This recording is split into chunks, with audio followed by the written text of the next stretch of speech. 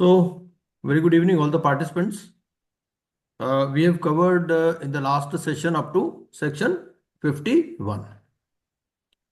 So, today we will be covering only one section, section 52.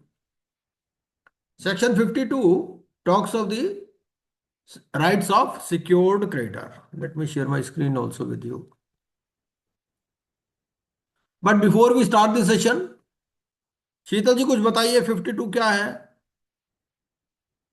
कुछ background दीजिए, या काजल किरण राय जी आप बताइए क्या है 52 section?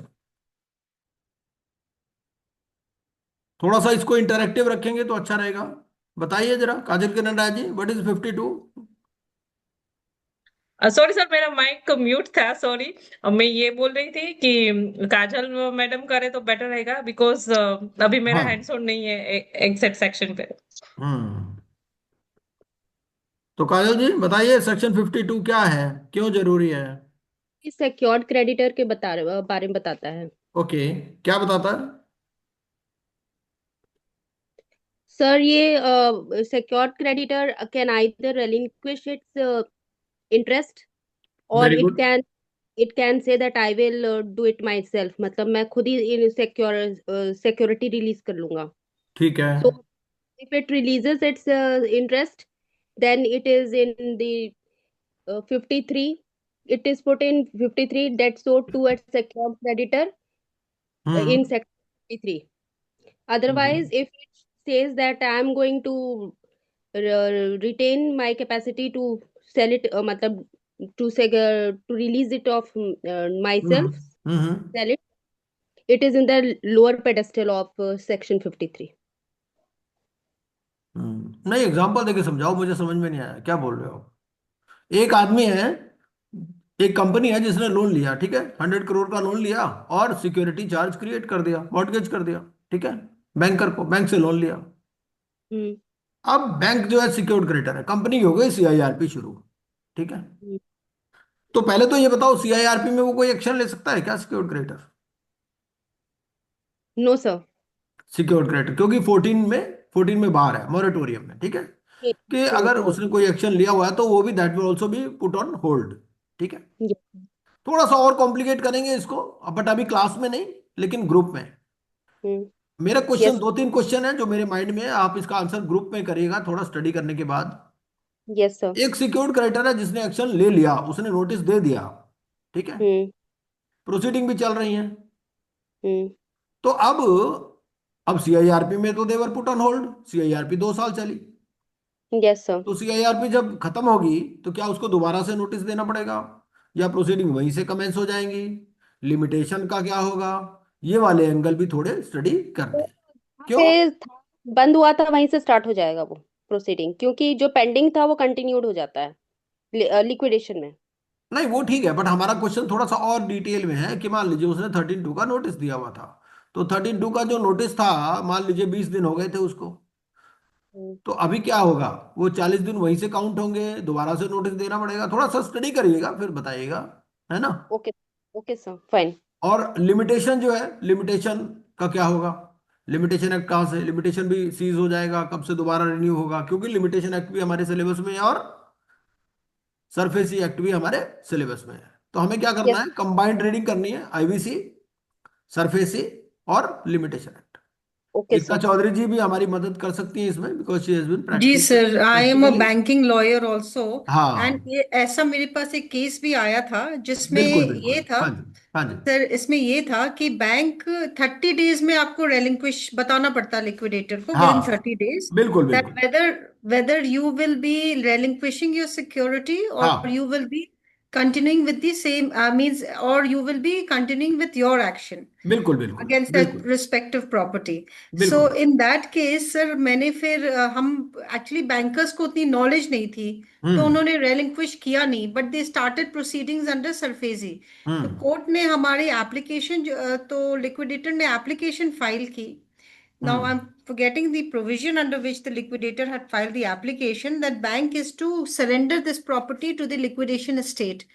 So finally the court allowed their application, dismissed my objection on the ground that I did not relinquish the security. But the court said in practical terms what happens is you could have filed an application for extension of that 30 days period if you wanted to proceed against your respective security.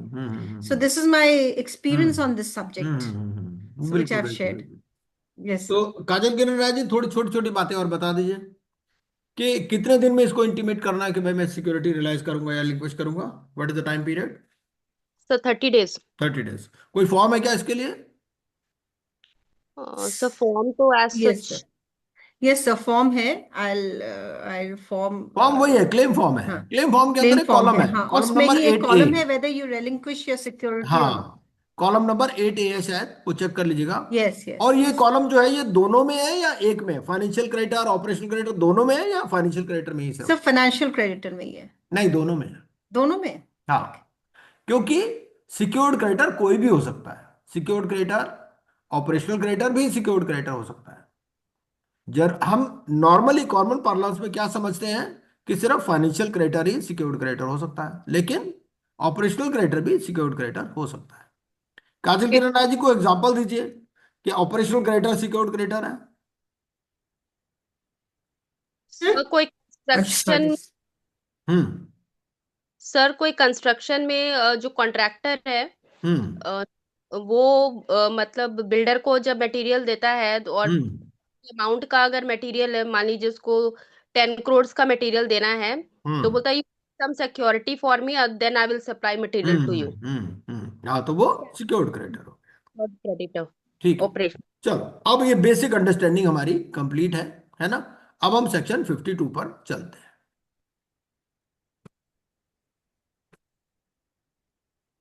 Section 52, ठीक है। Secured creditor in the liquidation proceedings में दो options. कौन कौन सी options? ये मेरी screen नजर आ रही है आपको? Yes sir. हाँ, तो ये सिक्योर्ड क्रेडिटर क्या करेगा? या तो रिलिंक्विश करेगा या relinquish its security interest to the liquidation estate and receive proceeds from the sale of assets by the liquidator in the manner specified in section 53। ठीक है भाई, मैं रिलिंक्विश करता हूं अपना सिक्योरिटी इंटरेस्ट और 53 के हिसाब से मुझे पेमेंट मिल जाए। ये रिलिंक्विश क्यों करेगा? What could be the reasons?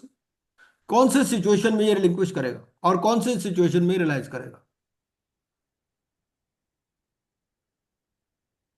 भाई, सर ये टू टेक ए कॉल ना।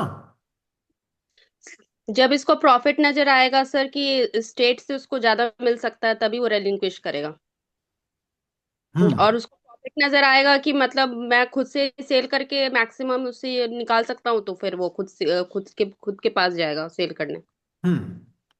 उसका Even when हाँ the property is disputed, if the हाँ, property is disputed also. Main बात यह है कि अगर उसको लगेगा कि the value of the property which is available with that creditor is sufficient for realisation of his debt, then he will try to realise it on its own. ठीक है, but if he feels that the overall value of the assets available with the CD is much more and he is likely to get more when he gets as per section 53 rather than realizing on its own, then he will go for relinquishment। basic call ये है। ठीक है, अब इसके साथ में हमारे को रेगुलेशंस पढ़ने हैं। रेगुलेशन 37, 37A, 39, 40 रेगुलेशंस भी पढ़ेंगे। क्लेम फॉर्म के बारे में हमने देख लिया कि क्लेम फॉर्म के अंदर कॉलम है, फाइनेंशियल क्रेडिटर जब अपना क्लेम सबमिट करेगा उसी क्लेम में ही लिख देगा, कॉलम नंबर 8A है, whether he wants to realise the security interest, yes और नो। अच्छा, अगर उसने कॉलम खाली छोड़ दिया तो क्या होगा? मान लो कुछ लिखा ही नहीं उसमें, ऐसा भी हो सकता है ना, वो ज्यादा चालाक बन रहा हो, सोचे मैं खाली ही छोड़ देता हूं इसको, कुछ लिखता ही नहीं, ना यस ना नो, फिर क्या होगा? तो इनकम्प्लीट समझा जाएगा। सर उसको डीम टू हैव रिलिंक्विश्ड। उसको हाँ, सर रेलिंक्विश्ड समझ लिया जाएगा कि उसने रेलिंक्विश कर दिया अपना राइट्स को। चलिए where the secured creditor realises security interest. ठीक है, अब उसने ऑप्शन क्या एक्सरसाइज किया कि भाई I want to realise, he shall inform the liquidator of such security interest and identify the asset subject to such security interest to be realized। इसको क्या करना है, एक तो इन्फॉर्म करना है, इन्फॉर्म तो फॉर्म के थ्रू ही हो गया, and he will identify the asset subject to such security interest to be realise. Identification of asset भी करना है। एक फैक्ट्री में बहुत सारे एसेट्स हो सकते हैं, सारे का तो चार्ज उसके पास होगा नहीं, उसके बाद जिस एसेट का चार्ज है उस एसेट को उसको आइडेंटिफाई करना है। Before any security interest is realized by the secured creditor under this section, अब इसने क्या कहा, ये कहने लगा भाई मैं रियलाइज करूंगा। अब लिक्विडेटर की भी कुछ ड्यूटी है, लिक्विडेटर क्या करेगा, the liquidator shall verify such security interest, वो वेरीफाई करेगा and permit the secured creditor to realise only such security interest the existence of which may be proved. कहां से, या तो वो इंफॉर्मेशन यूटिलिटी का रिकॉर्ड देगा, या by such other means as may be specified by the board. वो क्या हो गया, सरसाई का रिकॉर्ड होगा, एमसीए का रिकॉर्ड होगा। भाई कोई चार्ज क्रिएटेड है तो वो रजिस्टर तो किया होगा ना, या तो एमसीए में रजिस्टर किया होगा, या अगर सिक्योर्ड एसेट है तो सरफेसी में रजिस्टर किया होगा, या फिर इंफॉर्मेशन यूटिलिटी में रिकॉर्ड होगा, वहां से ये वेरीफाई कर लेगा। ठीक है, ए सिक्योर्ड क्रेडिटर में enforce, realize, settle, compromise or deal with the secured assets in accordance with such law as applicable to the security interest being realized। जो भी सिक्योरिटी इंटरेस्ट रियलाइज कर रहा है उस पर जो भी लॉ एप्लीकेबल है, ठीक है, उसको वो एनफोर्स कर सकता है, रियलाइज कर सकता है, सेटल कर सकता है, कॉम्प्रोमाइज कर सकता है या डील विद कर सकता है, and to the secured creditor and apply the proceeds to recover the debts due to it. ठीक है, if in the course of realizing a secured asset any secured creditor faces resistance from the corporate debtor। अब ये realise करने गया, वहां पर union वाले आ गए, बोले हमारे तो 6 महीने से सैलरी नहीं दी गई, तुम्हारा सिर तोड़ देंगे हम तो। ठीक है, और any person connected therewith in taking possession of, selling और otherwise disposing of the security, the secured creditor may make an application to the adjudicating authority. तो सिक्योर्ड क्रेडिटर को, लिक्विडेटर को एप्लीकेशन नहीं लगानी, ये किसको एप्लीकेशन लगा रहा है, एडजुडिकेटिंग अथॉरिटी को, to facilitate the secured creditor to realise such security interest in accordance with law for the timing in force. ठीक है, अब वो पुलिस प्रोटेक्शन देगा या जो भी देगा। ठीक है, the adjudicating authority on the receipt of an application from a secured creditor under subsection 5 may pass such order as may be necessary to permit a secured creditor to realize security interest। ठीक है, अच्छा, अब exact amount तो होगा नहीं, मान लीजिए उसका डेट था 100 करोड़ का। ठीक है, सिक्योरिटी की वैल्यू है 120 करोड़, पर उसको 110 रियलाइज हुआ। अब अगर 110 रियलाइज हुआ तो वो क्या करेगा, वो 100 अपने पास रखेगा, 110 के 110 अपने पास रख लेगा, क्या करेगा,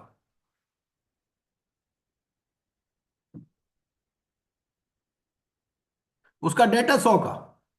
ठीक है, सिक्योरिटी वैल्यू उसको 120 की दे रखी थी, जब उसने रियलाइज किया 110 रियलाइज हुए, तो वो कितने पैसे अपने पास रखेगा, 100 रखेगा, 110 या 120, क्या रखेगा, 100 रखेगा वो। है जी, 100। ठीक है, 100 और बाकी 10 सर वो स्टेट का वो हो जाएगा पार्ट। लिक्विडेटर को वापस दे देगा, account to yes the liquidator for surplus. अच्छा, अच्छा, अब एक और सवाल है, मान लीजिए सारे के सारे सिक्योर्ड क्रेडिटर हैं। ठीक है, कंपनी ऐसी है जिसमें कोई भी अनसिक्योर्ड नहीं है। ठीक है, 5 क्रेडिटर हैं, 100 करोड़ का सबका लोन है। ठीक है, सिंपल रखते हैं फिगर्स को। पांचों कहते हैं जी हम अपने आप रियलाइज कर लेंगे, पांचों को 100 के 100 मिल गए प्रॉपर्टी रियलाइज की, तो उस सबने कहा बाय बाय लिक्विडेटर को, और वो 100 के 100 लेकर के चले गए। तो क्या ठीक है ये, लिक्विडेटर बोला भाई मैं क्या गुरुद्वारे जाऊंगा, मेरे को तो पैसे देते जाओ। सर उसका जो चार्जेस वगैरह हैं, लिक्विडेशन के चार्जेस है, वो तो सबको पेमेंट करने ही पड़ेंगे, चाहे वो रेलिंक्विश करे चाहे वो खुद से सिक्योरिटी इंटरेस्ट वो हाँ बिल्कुल, वो क्या बोलता है ये, tender to the liquidator any surplus funds received from the enforcement of such secured assets. अगला पॉइंट यही बात करता है, the amount of insolvency resolution process cost, क्योंकि इंसॉल्वेंसी रेजोल्यूशन प्रोसेस कॉस्ट तो पहले ही रियलाइज हो रही थी, है ना, due from the secured creditors who realise their security interest in the manner provided in this section shall be deducted from the proceeds of any realization by such secured creditors, and they shall transfer such amount to the liquidator to be included in the liquidation estate. ठीक है, जो भी insolvency resolution process cost बाकी है वो इसको देनी पड़ेगी proportionate. Where the proceeds of the realisation of the secured creditor secured assets are not adequate to repay debts owed to the secured creditor. इसने रियलाइज भी कर लिया लेकिन इसको पूरे पैसे नहीं मिले. इसका 100 करोड़ का लोन था, इसने प्रॉपर्टी रियलाइज की, इसको 80 करोड़ मिल गए. अब बाकी के 20 भी चाहिए इसको, है ना, तो उस केस में क्या करेगा? The unpaid debts of such secured creditor shall be paid by the liquidator in the manner specified in clause E of subsection 1 of section 53. ठीक है, तो वो लोअर प्रायोरिटी में चला जाएगा अगर उसने पहले से अपने आप रियलाइज कर लिया है. वो क्लॉज ई में चला जाएगा, सबसेक्शन 1 ऑफ सेक्शन 53. ठीक है, तो ये हमारा था सेक्शन. अब हमारे को रेगुलेशंस पढ़ने हैं. रेगुलेशन 37, 37A, 39, 40, 21 और 21A. तो अब हम इनके रेगुलेशंस पढ़ लेते हैं और थोड़ी सी क्लैरिटी आ जाएगी. अब हमने क्या किया हुआ, इसको इसके साथ ही कंबाइन किया हुआ. आप कंट्रोल के साथ ये एंटर करोगे तो आपका ये रेगुलेशन नंबर खुल जाएगा 37. ठीक है, ये रेगुलेशन नंबर 37 है. रेगुलेशन 37 क्या बोलता है? Realisation of security interest by secured creditor.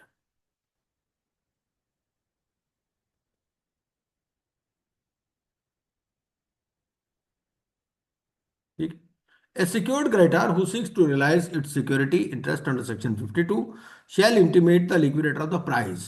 इसको प्राइस भी बताना है. ठीक है, क्योंकि ऐसा हो सकता है कि लिक्विडेटर के पास भी कोई बायर हो, तो ये प्राइस बताएगा भाई किस प्राइस पर मैं इसको रियलाइज करना चाहता हूं. ठीक है, the liquidator shall inform the secured creditor within 21 days of receipt of the intimation. Secured creditor ने बोला देखो मेरा 100 करोड़ का डेट है, मेरे पास 110 का एक बायर है. ठीक है, लिक्विडेटर ने कहा कि भाई मेरे पास तो 120 का बायर है. ठीक है, तो उस केस में क्या होगा? उस केस में सिक्योर्ड क्रेडिटर को उसी बायर को बेचना पड़ेगा. ठीक है, the liquidator shall inform the secured creditor within 21 days of receipt of the intimation under sub regulation 1 if a person is willing to buy the secured asset. एक willing buyer होना चाहिए लेकिन ready buyer होना चाहिए. Before the expiry of 30 days from the date of intimation under sub regulation 1 at a price higher than the price intimated under sub regulation 1. देखो दो बातें, 2 days हैं इसमें, एक है 21 days और एक है 30 days. 21 days में तो इसको इन्फॉर्म करना है लिक्विडेटर को, सिक्योर्ड क्रेडिटर को. ठीक है, और ये कहेगा कि भाई there is a person willing to buy before the expiry of 30 days, मतलब इमीडिएट बायर मेरे पास है. ठीक है, चलिए अब आगे. Where the liquidator informs the secured creditor of a person willing to buy the secured asset under sub regulation 2. Liquidator ने बता दिया सिक्योर्ड क्रेडिटर को.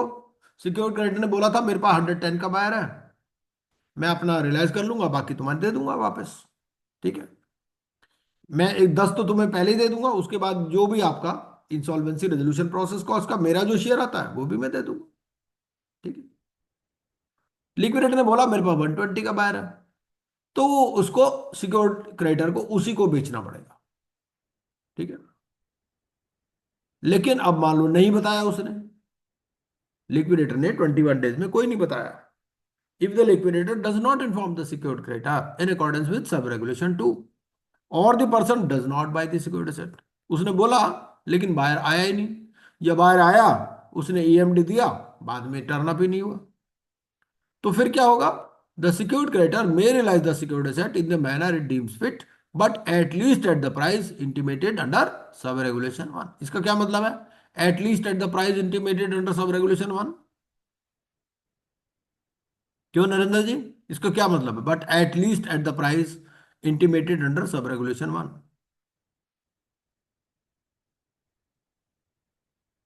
रूप किरण जी आप बताइए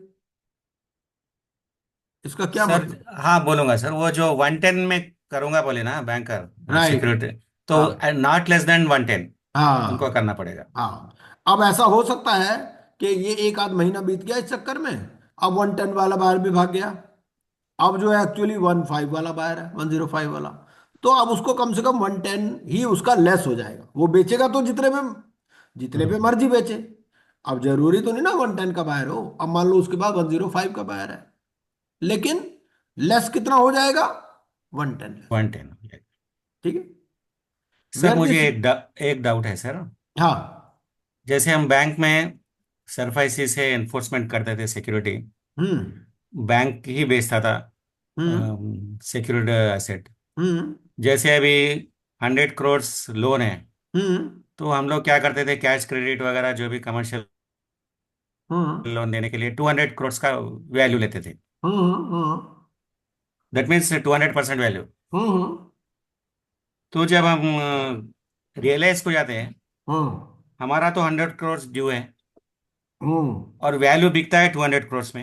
हम्म तो अभी हमने डिस्कस किया कि सरप्लस जो है वो लिक्विडेटर को देना है। हाँ हाँ तो जितना लिक्विडेशन कॉस्ट है वो माइनस करके पूरा हाँ उनको देना है। हाँ हाँ। लेकिन 12 और चुपने बैठेगा ना सर, हम्म 12 और कंटेस्ट करेगा ना। मैं 100 करोड़ ही लोन लिया है, मेरा 200 करोड़ का सेट बेच के नहीं दे, जैसा आप सरफाइसी में है, जो एक्स्ट्रा अमाउंट है हम 12 के अकाउंट को दे देते हैं, 12 को दे देते हैं कि हमने रियलाइज किया इतना बच गया है, ये ले लो, हमारा लोन क्लोज हो गया बोले। लेकिन बोरोअर और लिक्विडेशन में। बैंक, और देखो दो ही तो पार्टी है। देखो हाँ इसमें सर। क्या है, एक तो सीडी है, लोन तो सीडी ने लिया है ना, हाँ जी। लोन सीडी ने लिया और बैंक ने दिया है लोन, और हाँ बैंक ही जी। बेच रहा है। हम्म। तो दो ही तो है, तीसरी पार्टी कौन है? तीसरा पार्टी नहीं है सर, दो ही पार्टी है। हाँ। बोरोअर सरफाइसी मतलब में। सीडी आप कह रहे हो ना, बोरोअर मतलब हाँ, सीडी। या 12 में सीडी ओनली। हाँ ठीक है। मैं सरफाइसी का एंगल से बोल रहा हूँ। हम्म सरफाइसी में हम क्या करते हैं, सरप्लस हम्म। अमाउंट रियलाइज हुआ तो हम 12 को दे देते हैं, बैंक का जो लोन है वो ले लेके बाकी का अमाउंट दे अरे देते हैं उनको। बोरोअर ही है अभी भी, लिक्विडेटर कौन है? लिक्विडेटर भी तो बोरोअर ही है। अभी कंपनी लिक्विडेशन में है, डिसॉल्व नहीं हुई। Liquidator is acting on behalf of X Y हाँ जेड हाँ, लिमिटेड वही तो, ओनली। वही क्लैरिफिकेशन चाहिए था। वो देखिए जो अकाउंट खुलता है वो भी ऐसा ही खुलता है, X Y Z company limited in liquidation. Liquidator के नाम से अकाउंट नहीं खुलता वो, हम्म। कंपनी के नाम से, क्योंकि कंपनी डिसॉल्व तो नहीं हुई ना, कंपनी अभी एग्जिस्ट कर रही है। तो यू आर लेकिन करेक्ट, वो एक ही लिक्विडेशन बात का है। पार्ट बनने से किसी और क्रेडिटर का एसेट का वैल्यू कम रहता तो उसमें एडजस्ट होता, ऐसा कुछ है क्या सर? नेचुरली वो तो लिक्विडेशन एस्टेट का पार्ट बन जाएगा ना। हाँ दैट हाँ, तो दैट विल वही। Be part of liquidation estate. Liquidator को हाँ। अपने घर थोड़ी ले जाएगा उसको, वो तो लिक्विडेशन एस्टेट का पार्ट ही बनना है। जो भी उसमें आ गया बस हम्म। वो लिक्विडेशन एस्टेट का पार्ट बनेगा, सीधी सी बात है। तो ठीक है sir, okay. Hmm. Where the secured asset is realised under sub regulation 3। Sub regulation 3 में क्या है? अगर जो बायर लिक्विडेटर आइडेंटिफाई किया था उसको बेच देगा तो secured creditor shall bear the cost of identification. मतलब सीधी सी बात है, आपको ये ध्यान रखना है कि उल्टा है। अगर जो बायर है, अगर बायर सिक्योर्ड क्रेडिटर ने आइडेंटिफाई किया है तो लिक्विडेटर बियर करेगा, और अगर बायर सिक्योर्ड क्रेडिटर ने आइडेंटिफाई किया है तो लिक्विडेटर बियर करेगा, और अगर बायर लिक्विडेटर ने आइडेंटिफाई किया है तो सिक्योर्ड क्रेडिटर बियर करेगा cost of identification of the buyer. Cost of identification of the buyer क्या है? आपने कोई ऐड दिया होगा पेपर में, है ना, बायर ढूंढने के लिए, कोई मार्केटिंग कंसल्टेंट अपॉइंट किया होगा, है ना, इस तरह से वो जो भी कहा चार्जेस उल्टा होता है। ठीक है। The provisions of this regulation shall not apply. अब ये रेगुलेशंस वाले प्रोविजन अगर अप्लाई नहीं होंगे कब? If the secured creditor एनफोर्सेस his security interest under SARFAESI. अगर सरफेसी में हो रहा है तो फिर ये वाले प्रोविजंस अप्लाई नहीं होंगे। अब आप कहोगे यार ये हम तो पूरा पहले पढ़ रहे थे सरफेसी के हिसाब से, अब ये तो कह रहा है कि अगर सरफेसी में होगा तो ये प्रोविजंस अप्लाई होंगे ही नहीं, क्योंकि सरफेसी एक्ट में कुछ डिफरेंट है। सरफेसी एक्ट भी हम एक दो दिन में पढ़ लेंगे, उसके साथ भी इस चीज को थोड़ा आइडेंटिफाई कर लेंगे। संडे को थोड़ा सा एक क्लास ले लेंगे, सरफेसी एक्ट को अलग से कवर कर लेंगे। अब इसका क्या मतलब है, इसका एक और मतलब है कि आपका सिक्योर्ड क्रेडिटर जरूरी नहीं कि सरफेसी के थ्रू ही हो, अदरवाइज भी सिक्योर्ड क्रेडिटर हो सकता है। ठीक है, आपने सिक्योरिटी मॉर्टगेज कर दी, कोई जरूरी नहीं कि सरफेसी के अंदर ही लोन हो। ये कहता है कि अगर सिक्योर्ड क्रेडिटर ने एनफोर्स किया है अपना सिक्योरिटी इंटरेस्ट अंडर सरफेसी, तो फिर सरफेसी वाले प्रोविजंस लागू होंगे, ये प्रोविजन लागू नहीं होंगे। ठीक है, a secured creditor shall not sell or transfer an asset which is subject to security interest to any person who is not eligible under the code to submit a resolution plan। अगर 29A में कोई ineligible है तो उसको नहीं बेच सकते। ठीक है, ये तो हो गया हमारा रेगुलेशन 37। अब इसने तो एसेट बेचना है। अब मान लीजिए कोई एसेट जो है रेडिली रिलाइजेबल नहीं है, एनआरआर एसेट इसको कहते हैं हम, तो उसको क्या करते हैं, उसको असाइन कर देते हैं। देखो अब स्टेज हो चुकी है लिक्विडेशन की। लिक्विडेशन में कंपनी को तो लिक्विडेट करना है ना, बंद ही करना है, अब चलानी तो है नहीं। तो वो क्या करे, अब मान लो कोई एसेट बिक ही नहीं रहा तो क्या करेगा, उसको एनआरआर बोलते हैं, उसको एक वैल्यू असाइन कर देते हैं, not readily realisable asset. Liquidator में असाइन और ट्रांसफर, और बहुत सारी कंपनी होती हैं वो ऐसे एसेट्स को खरीद लेती है, बहुत औने पौने दामों में खरीद लेती है। A liquidator may assign or transfer a not readily realizable asset through a transparent process।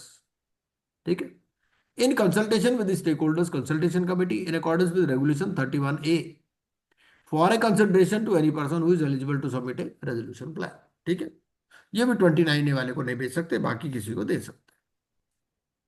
और रेडिली रिलाइजेबल एसेट कौन सा है, not readily realisable asset, NRR asset means any asset included in the liquidation state which could not be sold through available options and includes contingent and or disputed assets and assets underlying proceedings for PUFE transactions। ठीक है, उसके बाद हम पढ़ते हैं regulation number 39। 39 बोलता है recovery of money due. The liquidator shall endeavour to recover and realize all assets of and dues to the corporate debtor in a time bound manner। Regulation 40 liquidator to realise uncalled capital और unpaid capital contribution. इसके बाद हम regulation 21 देख लेते हैं, 21 और 21A जो इससे रिलेटेड है सिक्योर्ड क्रेडिटर से। 21 क्या बोलता है, 21 बोलता है प्रूविंग सिक्योरिटी इंटरेस्ट, क्योंकि हमने सेक्शन में क्या पढ़ा था कि वो प्रूव करेगा अपना सिक्योरिटी इंटरेस्ट। तो 21 इसके बारे में बोलता है the existence of security interest may be proved bye secured creditor on the basis of the records available in an information utility or certificate of registration of charge issued by registrar of companies or proof of registration of charge with the central registry of securitization asset reconstruction and security interest of India। Sir से ठीक। अच्छा, अगर इसको कुछ पैसे देने पड़े, ये सिक्योर्ड क्रेडिटर वहां से सर्टिफिकेट लेकर के आया रजिस्ट्रार ऑफ कंपनी से, रजिस्ट्रार ऑफ कंपनी ने बोला भैया 1000 रुपीज लगेगा, तो ये 1000 रुपीज कौन बेयर करेगा, सिक्योर्ड क्रेडिटर सिक्योर्ड जो लाने। क्रेडिटर। बिल्कुल ठीक है। अब हम चलते हैं regulation 21A presumption of security interest. A secured creditor shall inform the liquidator of its decision. हमने शुरू में पढ़ा था कि भाई वो 30 दिन के अंदर बताना है, वो बात यहां लिखी गई है। A secured creditor shall inform the liquidator of its decision to relinquish its security interest to the liquidation state और realise its security interest as the case may be in form C और form D of schedule 2।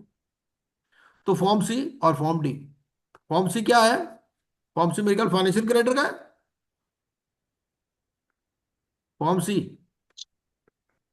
Form सी किसका है, yes sir, form B तो हो जाएगा public announcement का, form form सी सी हो है जाएगा ऑपरेशनल क्रेडिटर का। ठीक है, फॉर्म सी ऑपरेशनल क्रेडिटर है, और ऑपरेशनल क्रेडिटर में देखिए कॉलम नंबर 8A में दिखा देता हूं आपको, जहां पर उसको भरना है, ये है 8A।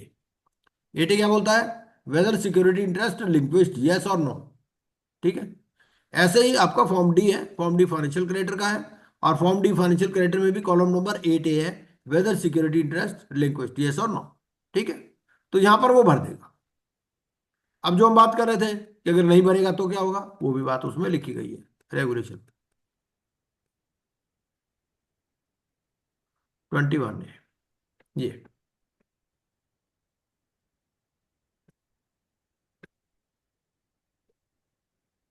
Provided that where a secured creditor does not intimate its decision within 30 days from the liquidation commencement date, the assets covered under the security interest shall be presumed, वहां पर presumption है।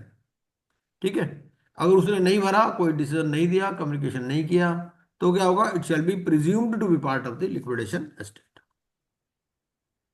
चलिए, अब और बात जो हम कर रहे थे कि अगर मान लीजिए अपने आप रियलाइज कर लेता है, हमने एक केस लिया कि 5 सिक्योर्ड क्रेडिटर है, कोई भी अनसिक्योर्ड नहीं है, 500 करोड़ का लोन था, 500 करोड़ की ही प्रॉपर्टी बिक गई, सबने अपना पैसे लिए और कह दिया बाय बाय। नहीं, ऐसा नहीं है।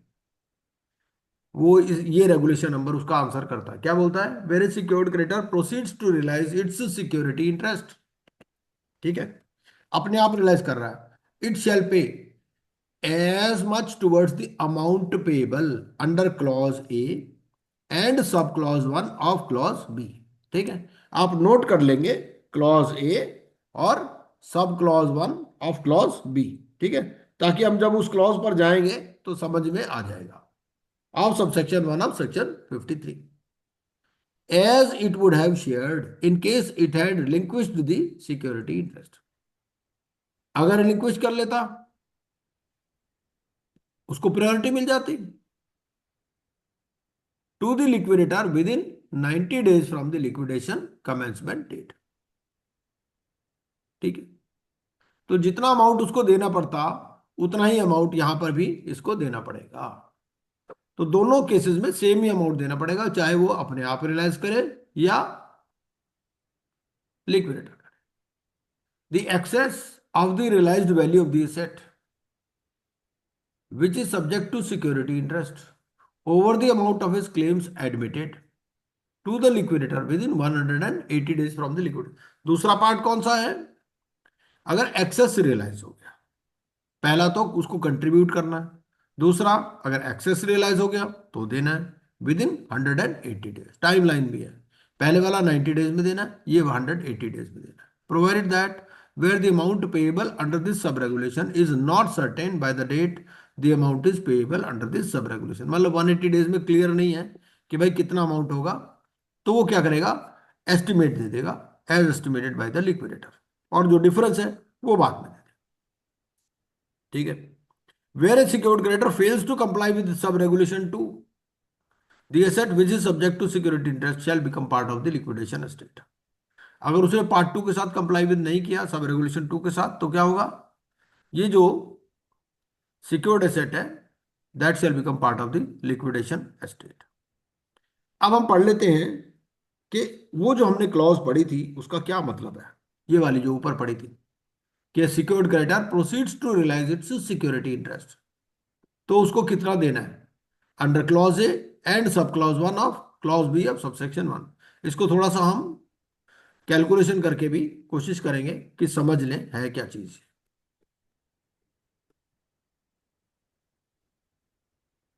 ये है, देखिए हमारा 53। ठीक है, 53 हमें मालूम है, ये 53 है। क्या बोलता है, सबसे पहले क्या देना है आपको, insolvency resolution process cost and the liquidation cost paid in full.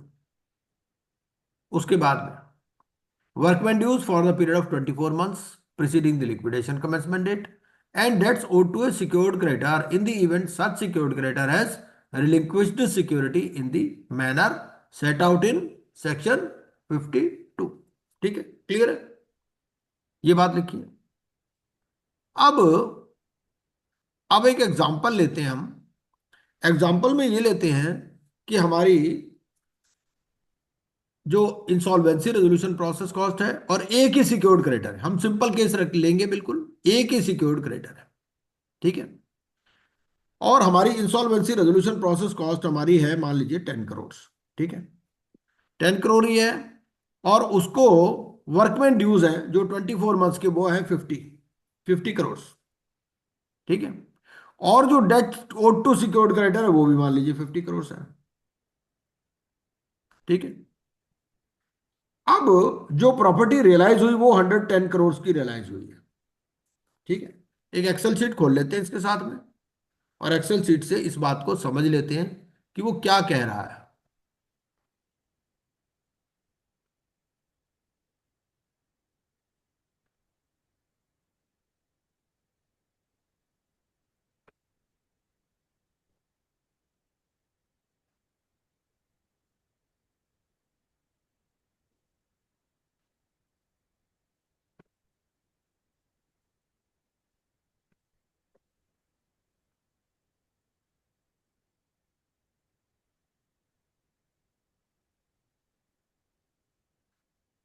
ये मेरी स्क्रीन नजर आ रही होगी आपको, एक्सेल शीट नजर आ रही है? Yes, sir. अब इसको थोड़ा बड़ा कर देता हूँ।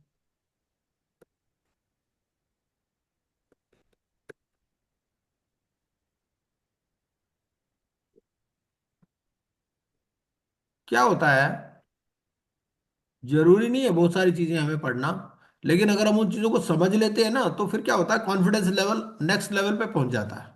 मेन बात ये है। अब मान लीजिए आपका जो सिक्योर्ड डेट है वो है, मान लीजिए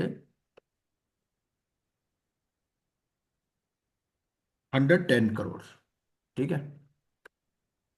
जो रियलाइज हुआ, इसने बेच लिया अपने आप, रियलाइज अमाउंट हो गया मान लीजिए 110 ही रियलाइज हो गया। ठीक है। इंसॉल्वेंसी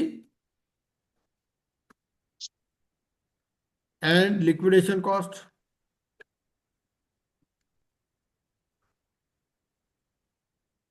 ये मान लीजिए 10 करोड़ है। ठीक है। और वर्कमैन ड्यूज, अब आपको खुद कैलकुलेशन करनी है कि क्या मिलेगा इसको। वर्कमैन ड्यूज जो 24 मंथ्स के थे वो 50 है। अब आप बताइए इस रेगुलेशन के हिसाब से इस सिक्योर्ड क्रेडिटर को कितना अमाउंट मिलेगा। ठीक है। कौन करेगा कैलकुलेशन ये? रूपकिरण जी आप करोगे?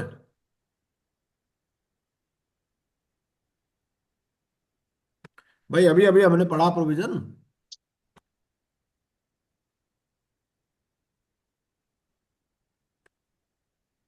ये पर्टिकुलर्स और ये अमाउंट इन करोड़।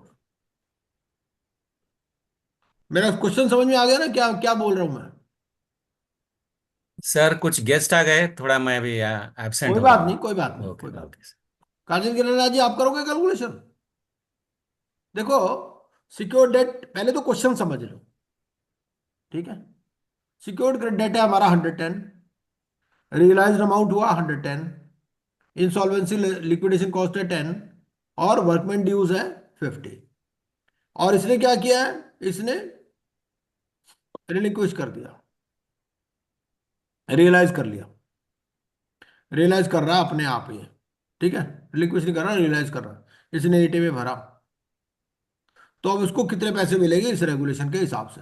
रेगुलेशन चाहो तो दोबारा पढ़ लेते हैं एक बारी। पढ़ना है दोबारा? सर हाँ, एक बार सर। हाँ।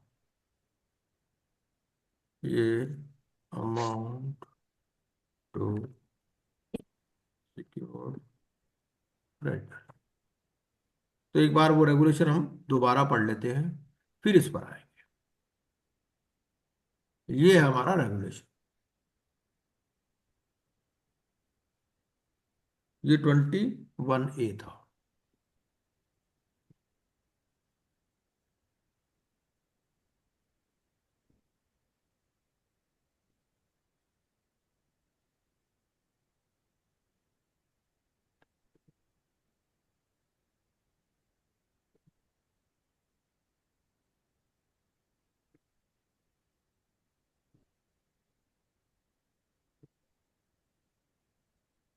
ये हम पढ़ रहे थे ना, यहीं पर थे हम लोग। तो इसको नहीं पे एक बार दोबारा पढ़ लेते हैं, क्या बोलता है। where a secured creditor proceeds to realize its security interest. हमारा वही केस है, ये खुद रियलाइज कर रहा है ना। ये कह रहा है it shall pay as much towards the amount payable under clause. अब हमने क्या देखा कि एक ही डेट था, पूरी कंपनी के पास यही डेट था और कुछ था ही नहीं, तो जितना था इसी को देना पड़ेगा फिर नेचुरली, है ना। वो कहता है amount under clause A and sub clause 1 of clause B of section 53। अगर वो रिलिक्विश कर देता तो जितना देना पड़ता उतना देना पड़ेगा उसको 90 डेज के अंदर। ठीक है, क्लियर है कॉन्सेप्ट। अब हम दोबारा चले कैलकुलेशन पे। 53 हमने पढ़ ही लिया।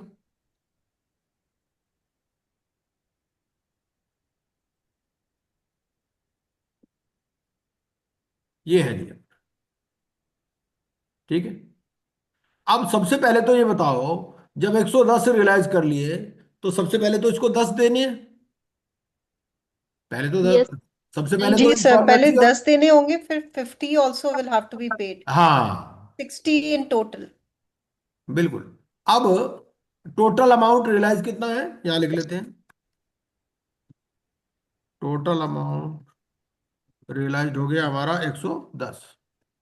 अब 110 में सबसे पहले तो इसको क्या करना है, इसको अपना शेयर देना है इंसॉल्वेंसी एंड लिक्विडेशन कॉस्ट। अब इंसॉल्वेंसी और लिक्विडेशन कॉस्ट उतनी ही है, 10 है टोटल, क्योंकि एक ही एसेट है और यही हो गई 10।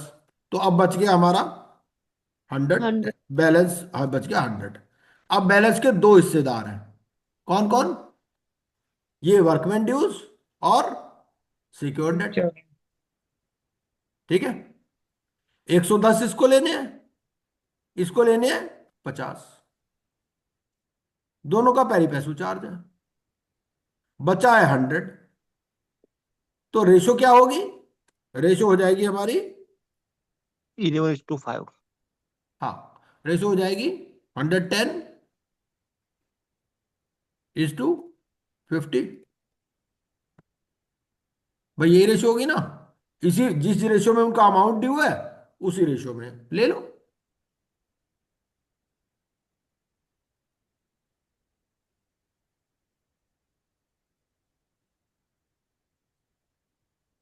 एक सौ दस था ना इसका, इसका डेट तो 110 है। अब 110 में इसको कितना मिलना है, और उसमें वर्कमैन ड्यूज 50 है तो उनको कितना मिलना है, उस हिसाब से उसी रेशियो में ये बढ़ जाएगा। तो क्या कैलकुलेशन आ जाएगी इसकी, सिक्योर्ड क्रेडिटर को कितना मिल जाएगा,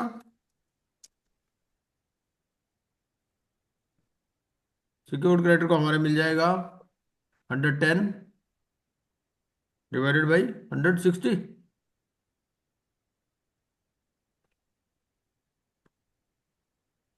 इंटू 100, यही है ना, ये मिल जाएगा इसको। और वर्कमैन को कितना मिल जाएगा,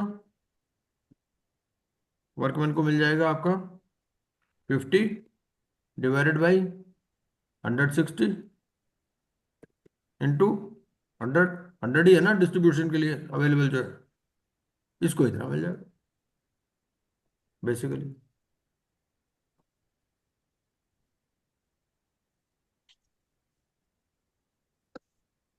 ठीक है जी, तो 68.75 इसको मिल जाएगा और 31.25 इसको मिल जाएगा। ठीक है जी, क्लियर है, ऐसे कैलकुलेशन हो जाएगी। क्योंकि यहां क्या है, एक बार दोबारा पढ़ लेते हैं अगर कोई कंफ्यूजन है तो, 53 पर दोबारा चलते हैं।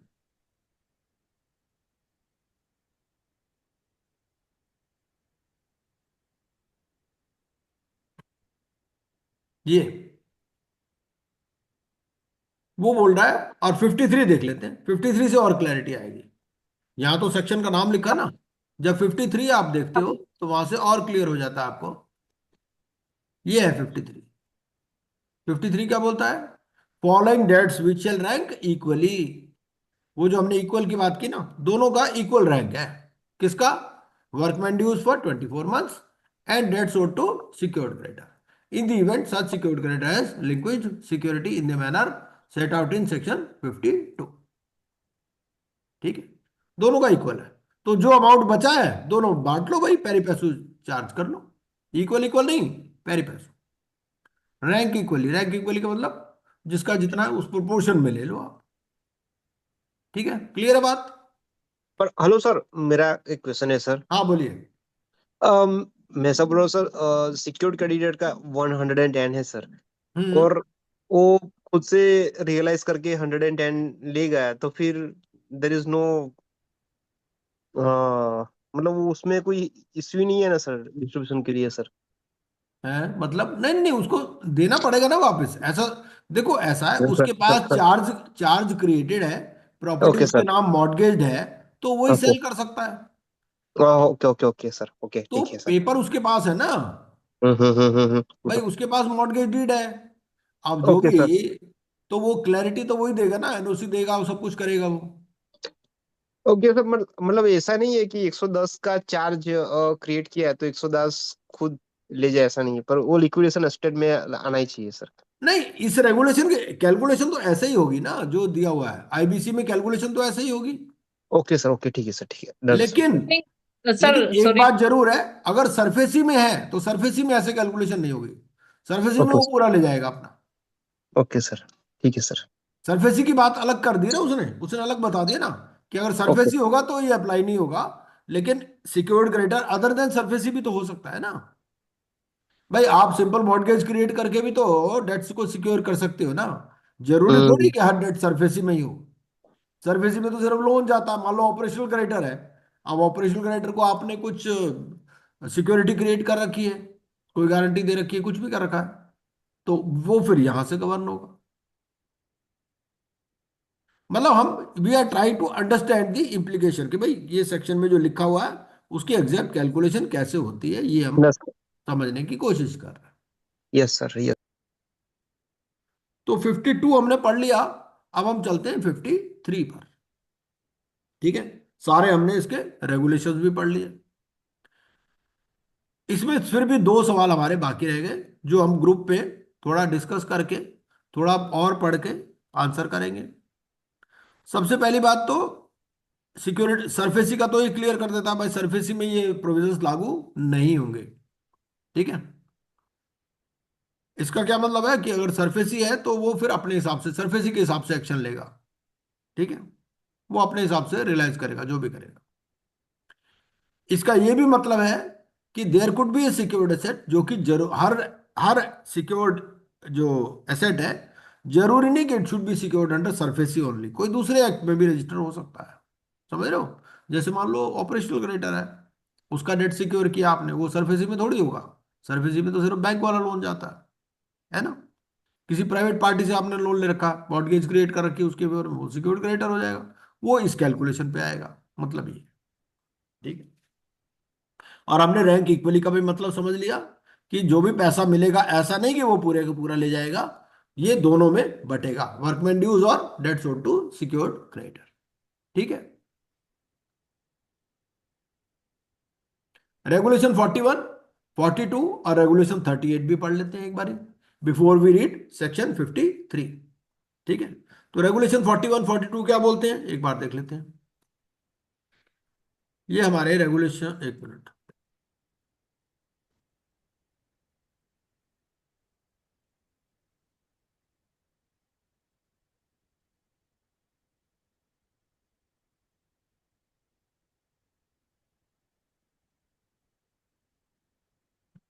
रेगुलेशन 38, रेगुलेशन 38 हमारा आता है डिस्ट्रीब्यूशन ऑफ अनसोल्ड एसेट्स। ठीक है, तो एक बार ये भी देख लेते हैं डिस्ट्रीब्यूशन ऑफ अनसोल्ड एसेट्स क्या है। ये है हमारा 38। 38 बोलता है अगर मान लीजिए कोई एसेट बिक ही ना सके तो उसका क्या होगा, ये वो बताता है। The liquidator may with the permission of the adjudicating authority distribute among the stakeholders. तो जो भी स्टेक होल्डर है उनमें डिस्ट्रीब्यूट कर सकता है। मान लीजिए कोई पुरानी कारें हैं, है ना, पुराने मकान है, तो जो स्टेक होल्डर है, अब क्या होता है, ये पुराने लैपटॉप दे रखे हैं एम्प्लॉयज को, उधर उनके कुछ ड्यूज हैं। ठीक है, बिक रहे नहीं वो, जो पुरानी चीजें कोई खरीद नहीं रहा, ऑक्शन भी किया है, तो वो क्या होगा, वो डिस्ट्रीब्यूट कर सकता है among the stakeholders with the permission of the adjudicating authority.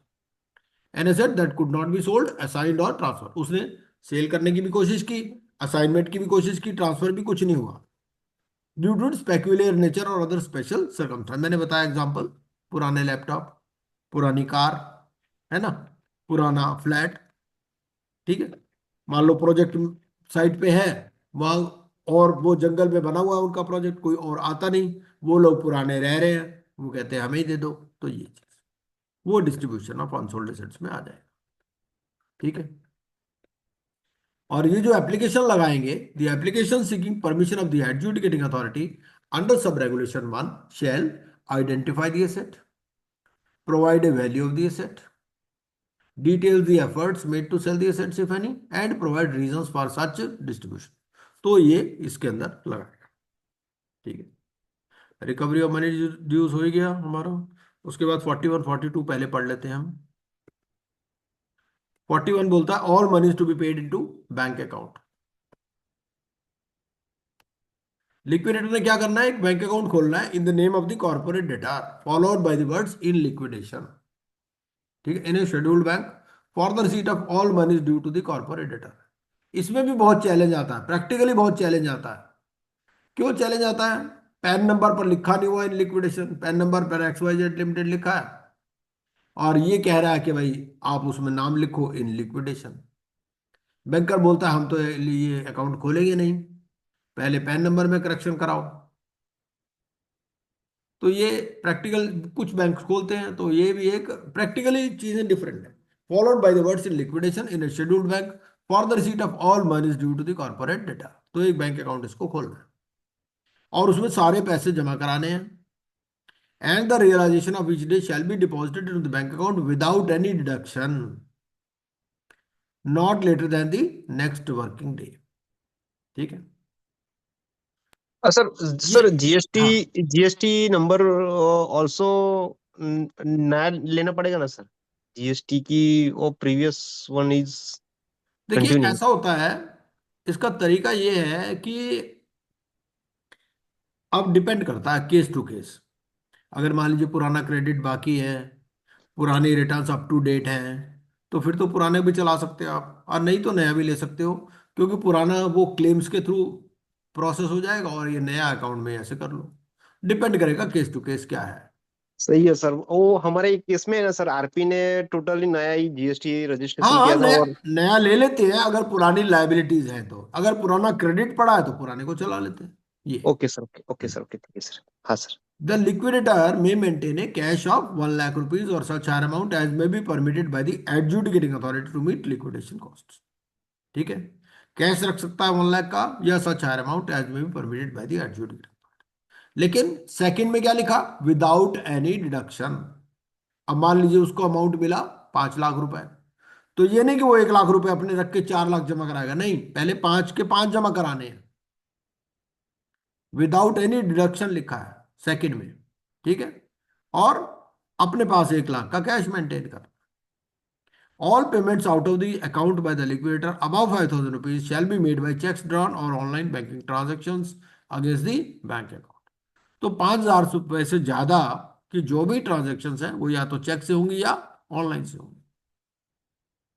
लेकिन छोटे छोटे खर्चे हैं ना, इसलिए कैश मेंटेन करना पड़ता है। कैश इसीलिए कि मान लीजिए किसी ट्रांसपोर्टर को देना, रिक्शे वाले को देना, किसी को छोटे मोटे आदमी को देना, तो बैंक अकाउंट नहीं है, वो कहता मैं नहीं लेता, तो उस केस में फिर आपको इसीलिए कैश की ये है कि भाई नॉर्मली तो कैश के थ्रू ट्रांजेक्शन होती ही नहीं है ना, वो भी अवॉइड करते हैं लिक्विडेटर भी। लेकिन ये प्रोविजन है कि भाई आप मेंटेन कर सकते हो अप टू 1 लाख रुपीज, ठीक है। 42 डिस्ट्रीब्यूशन। अब डिस्ट्रीब्यूशन कैसे शुरू होगा, subject to the provisions of section 53 the liquidator shall not commence distribution before the list of stakeholders and the asset memorandum has been filed with the adjudicating authority. तो जब तक ये list of stakeholders और asset memorandum file ना हो जाए adjudicating authority के पास। ये एसेट मेमोरेंडम क्या है, एसेट मेमोरेंडम भी जो इंफॉर्मेशन मेमोरेंडम है उसी टाइप का एक डॉक्यूमेंट है, ठीक है। पढ़ लेंगे इसके बारे में भी अभी। The liquidator shall distribute the proceeds from realisation within 90 days from the receipt of the amount to the stakeholders. क्योंकि क्या होता है कि ना आपको ट्रेंचेस में पैसे आते हैं, एक बार तो आते नहीं, तो जब पैसे आएंगे उसके 90 days के अंदर आपको डिस्ट्रीब्यूट करने हैं। और insolvency resolution process cost if any and the liquidation cost shell be deducted before such distribution is made, ठीक है। अब अब आप कहोगे ऐसा कैसे होगा? पहले तो कहते भाई पूरे के पूरी इंसॉल्वेंसी रेजोल्यूशन प्रोसेस कॉस्ट और liquidation cost should be recovered in full.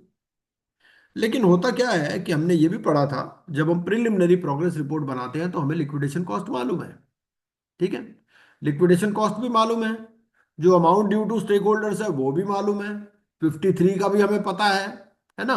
तो हमें मालूम है कि किस किस रेशियो में पैसे आने, और तो उसी प्रोपोर्शन में ही हम अपनी लिक्विडेशन कॉस्ट लेते हैं। ऐसा नहीं कि मान लीजिए एक कंपनी के पास टोटल लिक्विडेशन एस्टेट 50 करोड़ की है, उसमें से मान लीजिए 5 करोड़ आपका इंसॉल्वेंसी प्रोसेस कॉस्ट या लिक्विडेशन कॉस्ट है, आपको 5 करोड़ ही रियलाइज हुए, तो ये नहीं है कि आप सारे के सारे अपने पास ही रख लोगे ना, ऐसा नहीं है, वो प्रोपोर्शन में सबको डिस्ट्रीब्यूट करोगे, ठीक है, जहां तक आपको लगता है कि डिस्ट्रीब्यूट होगा।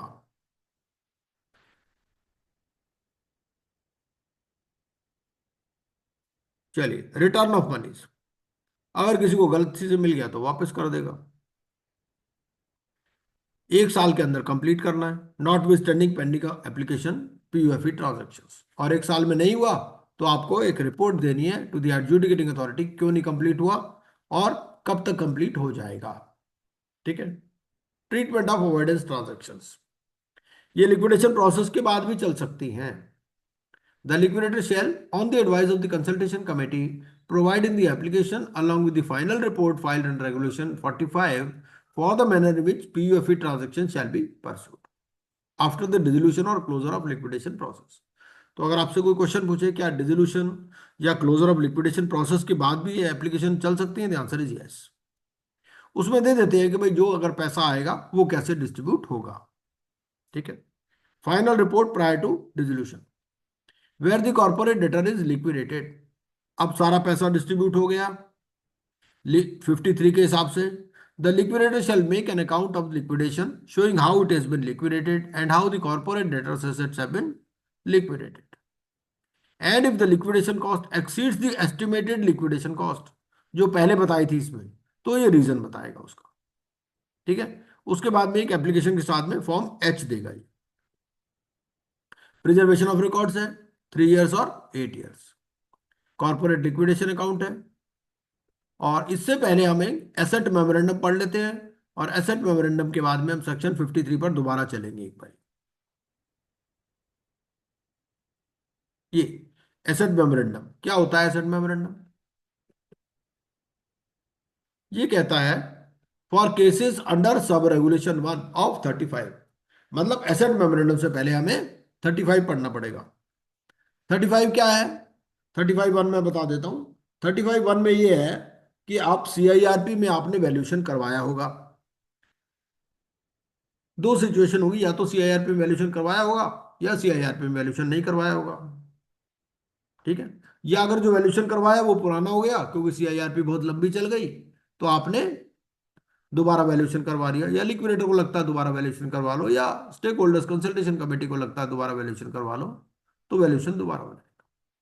पहली सिचुएशन में जो सीआईआरपी वाला वैल्यूएशन काम में आ रहा है वो सेकंड सिचुएशन 35(2), जिसमें आप वैल्यूएशन दोबारा करवा रहे हैं, ठीक है। दोनों की टाइमलाइंस अलग अलग है।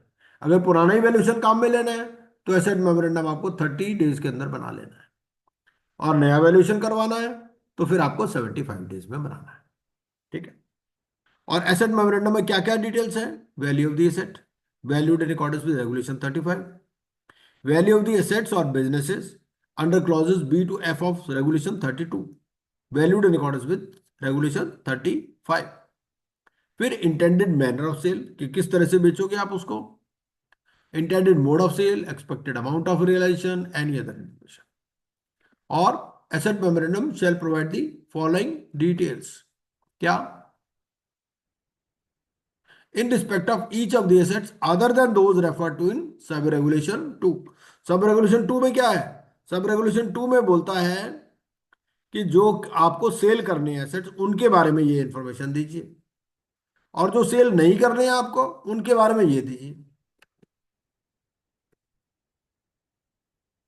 कि किस तरह से, जैसे हमने पढ़ा था कुछ एसेट होते हैं ना जो नहीं सेल हो सकते, तो उसके बारे में ये इंफॉर्मेशन देनी। Value of the set, intended manner and mode of realisation, expected amount of realisation, any other amount relevant. ठीक है, और ये आपको प्रिलिमिनरी रिपोर्ट के साथ फाइल करना है। The liquidator shall share the asset memorandum with the board and members of the consultation committee having voting rights after receiving an undertaking from each member that such member shall maintain confidentiality of the information. Valuation से related पढ़ लेते हैं। Valuation of assets intended to be sold.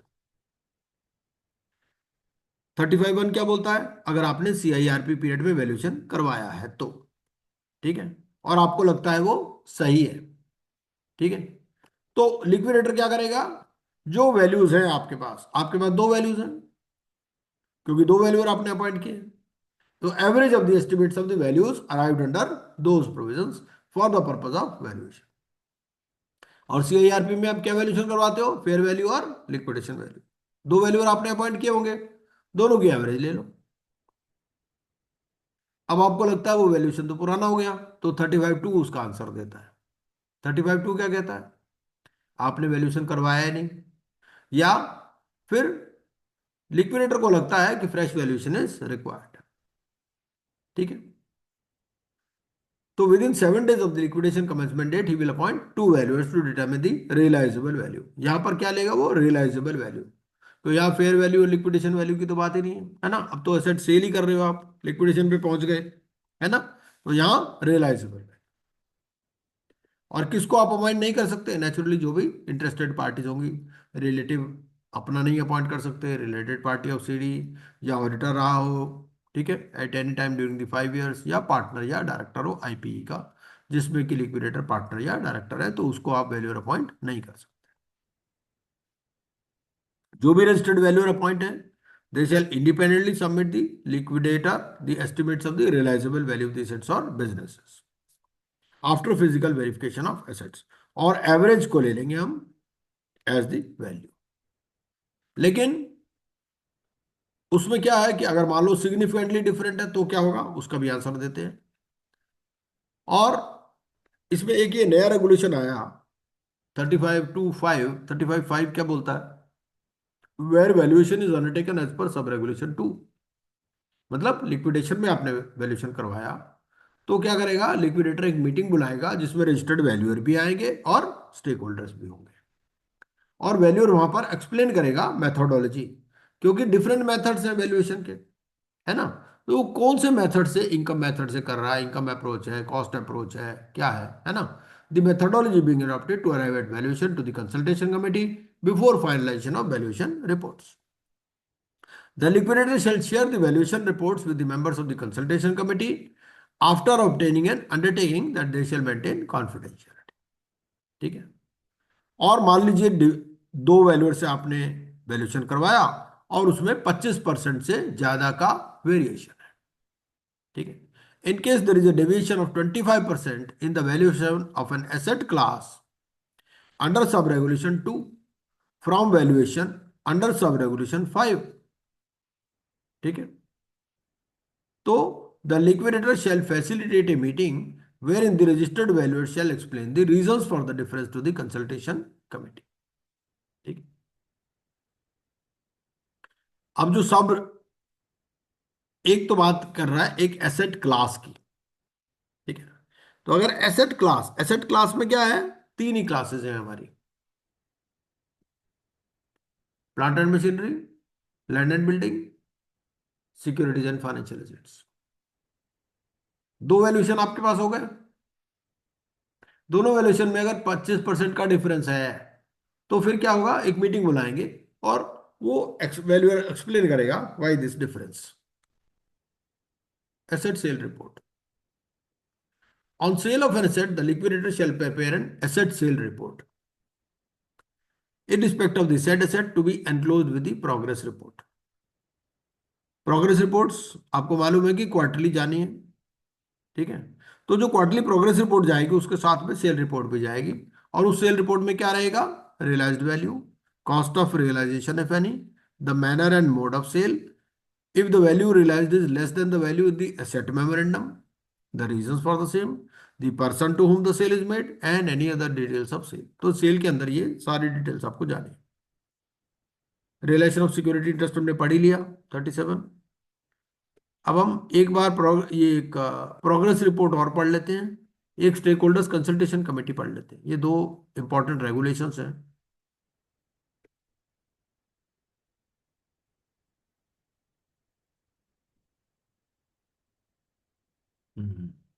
ये presumption of security interest वगैरह हमने पढ़ ही लिया। Claims में कोई खास बात नहीं है, फॉर्म नंबर वगैरह ही है सिर्फ। ये प्रोग्रेस रिपोर्ट पढ़ते हैं एक तो, और एक हम पढ़ेंगे, पहले प्रोग्रेस रिपोर्ट पढ़ते हैं। प्रोग्रेस रिपोर्ट में क्या है? The liquidator shall submit progress report in the format stipulated by the board to the adjudicating authority and the board. ठीक है, एडजुडिकेटिंग अथॉरिटी को भी देनी है प्रोग्रेस रिपोर्ट और बोर्ड को भी। ठीक है, पहली प्रोग्रेस रिपोर्ट देनी है within 15 days after the end of the quarter in which he is appointed, और subsequently within 15 days after the end of every quarter during which he acts as liquidator. ठीक है, अब मान लीजिए बीच में ही छुट्टी हो गई इसकी लिक्विडेटर की, तो जैसे मान लो अब उसको 2 जुलाई को हटा दिया, तो वो क्या करेगा? He shall file a progress report for the quarter up to the date of his so ceasing to act within 15 days of such session। अगर उसको 2 जुलाई को हटा दिया तो वो 17 जुलाई को अपनी रिपोर्ट दे देगा, क्योंकि नया आ जाएगा फिर। ठीक है, नॉर्मली 15 दिन from the end of the quarter, और अगर बीच में छोड़ के चला गया तो जिस डेट को छोड़ा उससे 15 दिन बाद प्रोग्रेस रिपोर्ट। और प्रोग्रेस रिपोर्ट में क्या रहेगा कि उस क्वार्टर में क्या क्या डेवलपमेंट हुई, क्योंकि क्वार्टरली प्रोग्रेस रिपोर्ट है।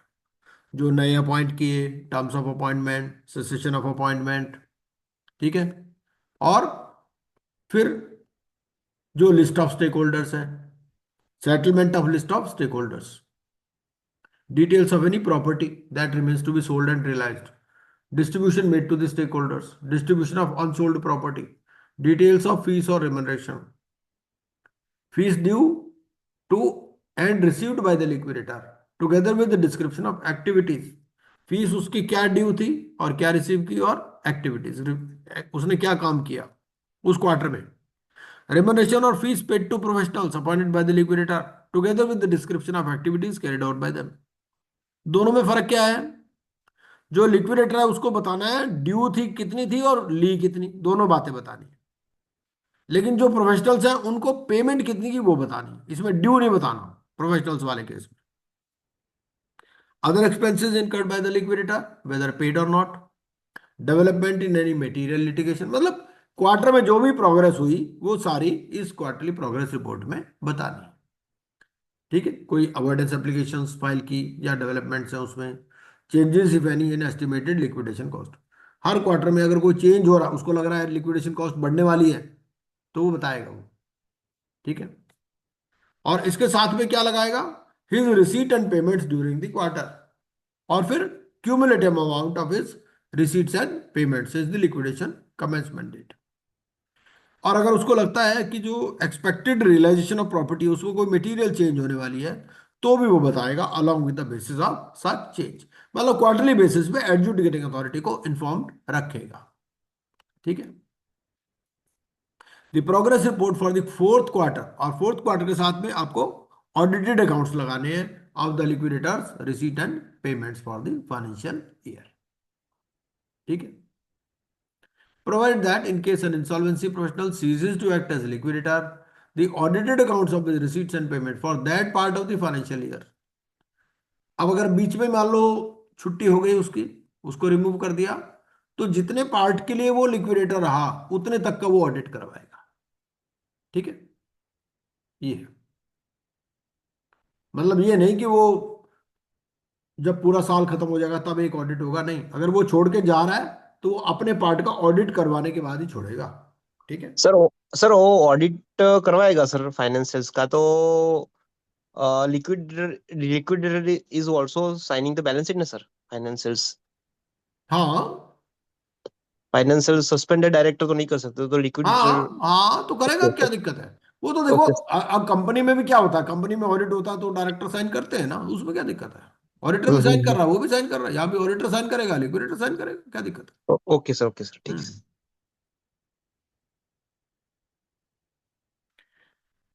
इसके बाद में एक बार 53 दोबारा देख लेते हैं हम, और कोई इंपॉर्टेंट सेक्शन है तो देख लेते हैं। सारे तो हो ही गए मोटा मोटा। ये कॉम्प्रोमाइज अरेंजमेंट वाला भी कर लिया था हमने, ये भी कर लिया था। 53 और 54 एक बार दोबारा पढ़ लेते हैं। 53 में क्या बोलता है? 53 में बोलता है भाई सबसे पहले तो आपको इंसॉल्वेंसी कॉस्ट और लिक्विडेशन कॉस्ट, उसके बाद में ये पेरी पैसू है दोनों का, वर्कमैन ड्यूज फॉर 24 मंथ्स और debts owed to secured creditor, अगर उसने अपने सिक्योरिटी इंटरेस्ट रिलिंक्विश किया है तो। ठीक है।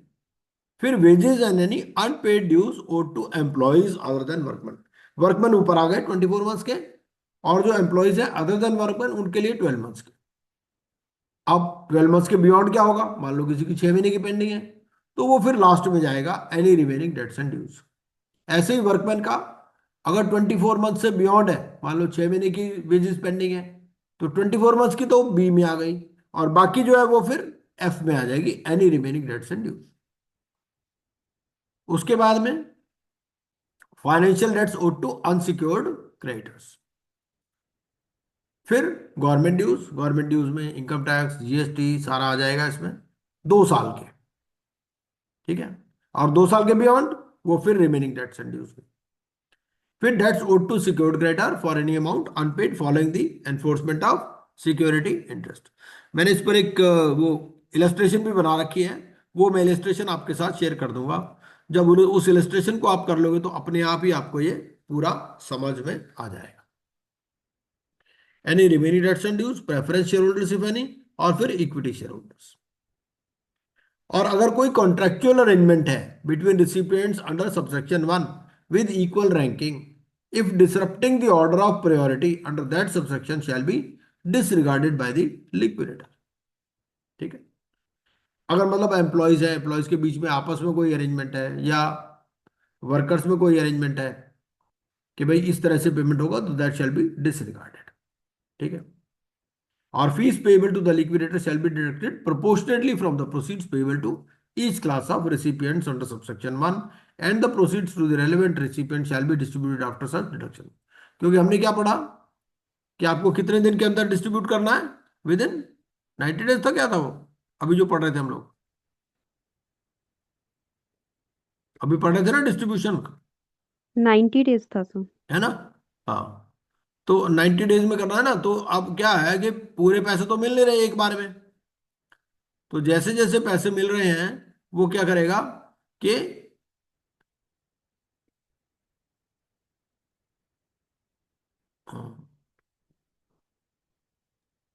42। 42 है। 42 विद इन 90 डेज। तो ये क्योंकि डेट बार बार चेंज हुई है, कभी 6 मंथ थी, कभी कुछ था, अब 90 डेज है। तो अब ये है कि आपको अमाउंट रियलाइज हो गया तो आप प्रोपोर्शनेटली काट लोगे पैसे। ऐसा नहीं कि पूरी की पूरी आप इंसॉल्वेंसी लिक्विडेशन कॉस्ट पहले पूरी ले लोगे, नहीं ऐसा नहीं है। आपके पास सब कैलकुलेशन है पूरी, है ना, उस हिसाब से आप प्रोपोर्शनेटली डिडक्ट कर लो।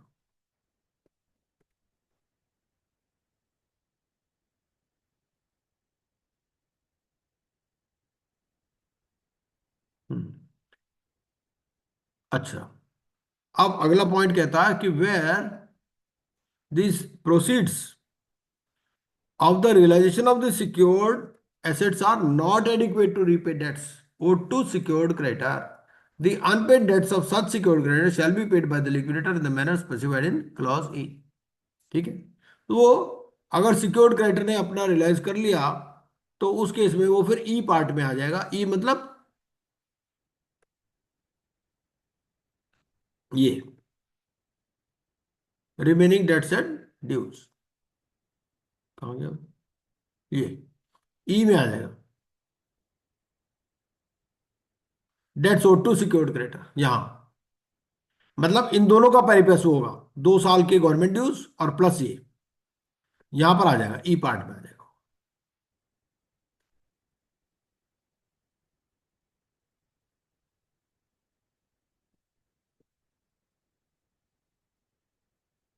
ये हो गया।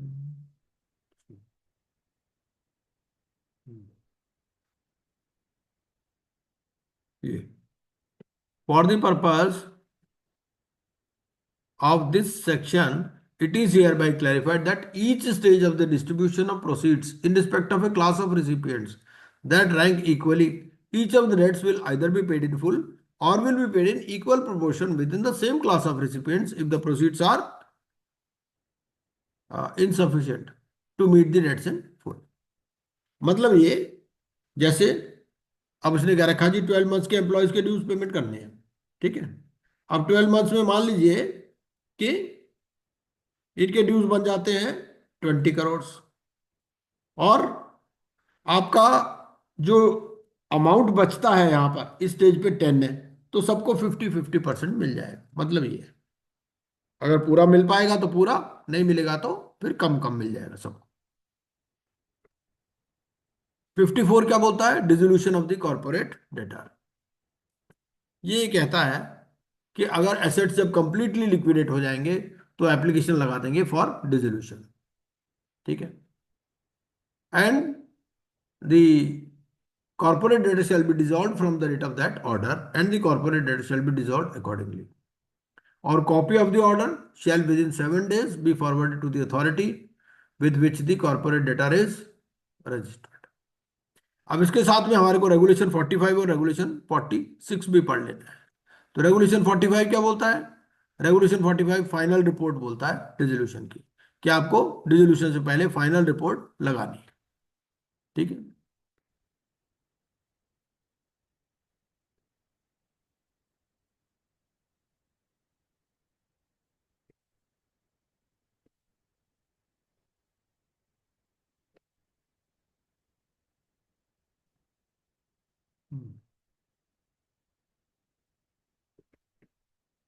अब ये जो सेल वाला पोर्ट है इसको अलग से करेंगे हम, क्योंकि सेल वाला पोर्शन जो है ना वो अलग से कर लेंगे, तो उसमें टाइम लगेगा काफी।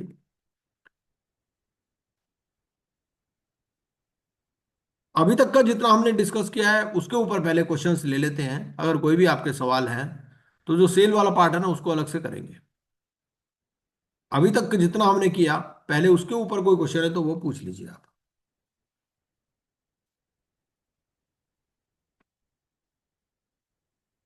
और जो केस स्टडीज है लिक्विडेशन वाली वो भी मैं आपको शेयर कर दूंगा। उससे क्या होगा कि आप वो, और फिर मैं आपको जो रिकॉर्डिंग है पहले बैच वाली लिक्विडेशन के ऊपर या सेल के ऊपर वो भी शेयर कर दूंगा, तो उससे आपको आइडिया लग जाएगा कि भाई कैसे करना है इसको, ठीक है।